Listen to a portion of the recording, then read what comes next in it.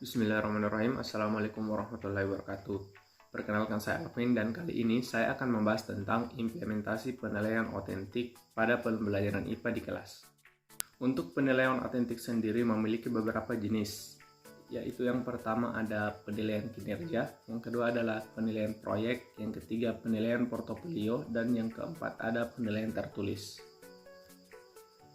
Untuk penilaian kinerja, penilaian otentik sebisa mungkin melibatkan partisipasi peserta didik, khususnya dalam proses dan aspek-aspek yang akan dinilai. Guru dapat melakukannya dengan meminta para peserta didik menyebutkan unsur-unsur proyek atau tugas yang akan mereka gunakan untuk menentukan kriteria penyelesaiannya. Ada beberapa cara merekam hasil penilaian berbasis kinerja. Yang pertama, daftar cek atau checklist. Yang kedua, catatan anekdot atau narasi.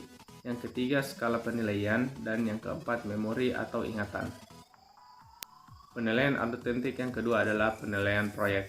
Penilaian proyek merupakan kegiatan penilaian terhadap tugas yang harus diselesaikan oleh peserta didik menurut periode atau waktu tertentu.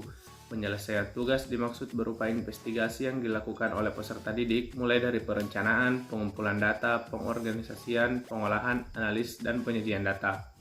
Ada 3 hal yang perlu diperhatikan guru dalam penilaian proyek. Yang pertama, keterampilan peserta didik dalam memilih topik, mencari dan mengumpulkan data, mengolah dan menganalisis, memberi makna atas informasi yang diperoleh, dan menulis laporan.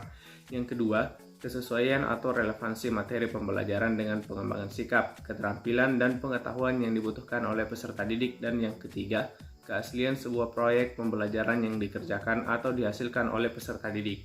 Yang ketiga ada penilaian portofolio. Penilaian portofolio merupakan penilaian atas kumpulan artefak yang menunjukkan kemajuan dan dihargai sebagai hasil kerja dari dunia nyata. Penilaian portofolio bisa berangkat dari hasil kerja peserta didik secara perorangan atau diproduksi secara berkelompok, memerlukan refleksi peserta didik, dan dievaluasi berdasarkan beberapa dimensi. Penilaian portofolio dilakukan dengan menggunakan langkah-langkah ini. Yang pertama, guru menjelaskan secara ringkas esensi penilaian portofolio. Yang kedua, guru atau guru bersama peserta didik menentukan jenis portofolio yang akan dibuat. Yang ketiga, peserta didik baik sendiri maupun kelompok mandiri atau di bawah bimbingan guru menyusun portofolio pembelajaran.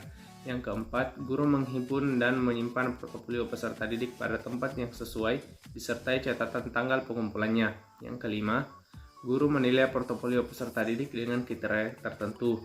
Yang keenam, jika memungkinkan, guru bersama peserta didik membahas bersama dokumen portofolio yang dihasilkan.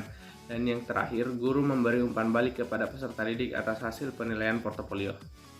Untuk jenis penilaian otentik yang terakhir ada penilaian tertulis. Tes tertulis berbentuk uraian atau esai menuntut peserta didik mampu mengingat, memahami, mengorganisasikan, menerapkan, menganalisis, mensintesis, mengevaluasi, dan sebagainya atas materi yang sudah dipelajari.